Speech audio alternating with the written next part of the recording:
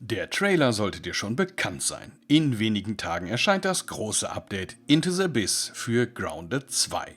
Wie versprochen zeige ich dir in diesem Video ein paar neue Bilder, die im Zuge einer Pressekonferenz veröffentlicht wurden. Wir können uns auf viele neue Spieler freuen, denn nun dürfen auch endlich alle PlayStation 5 Nutzer sich dem großen Netzwerk von Grounded 2 anschließen.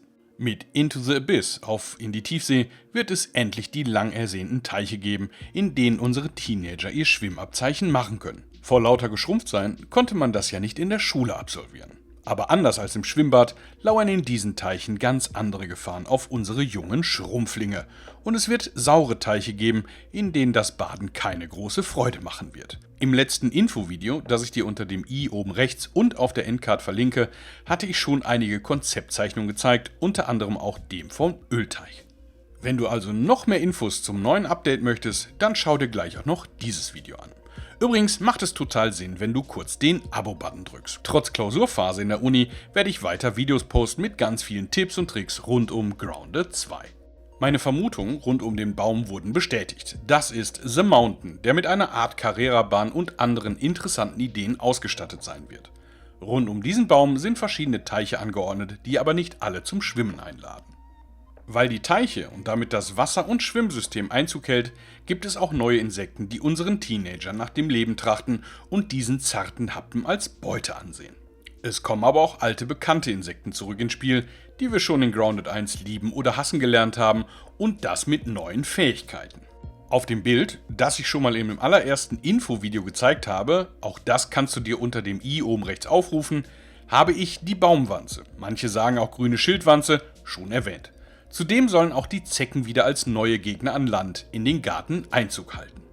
Auch wurde erwähnt, dass es Tigermücken geben soll, also eine tödlichere Variante der schon bekannten Mücken. Wenn wir die Wasserwelt betreten, dann werden wir wieder Kaulquappen, Rückenschwimmer und natürlich die Wasserspinne begrüßen dürfen.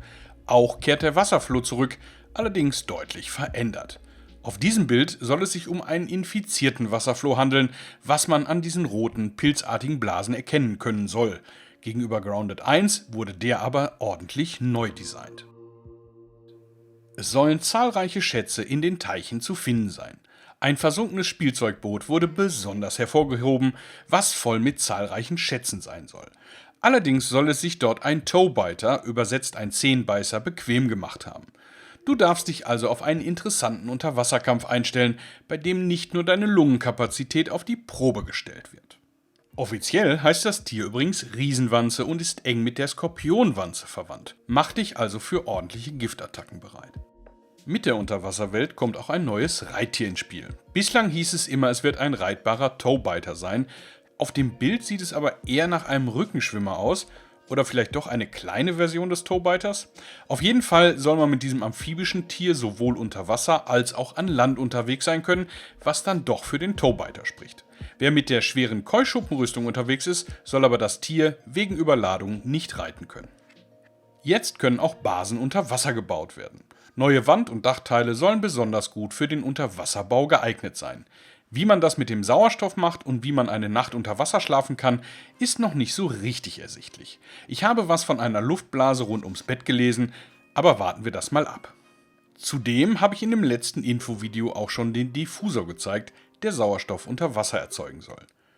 Auf jeden Fall sieht dieses Haus sehr interessant aus, wie es sich an den Fels anschmiegt, wenn wir jetzt noch Löcher in den Fels graben können. Es gibt natürlich auch neue Waffen und Rüstungen.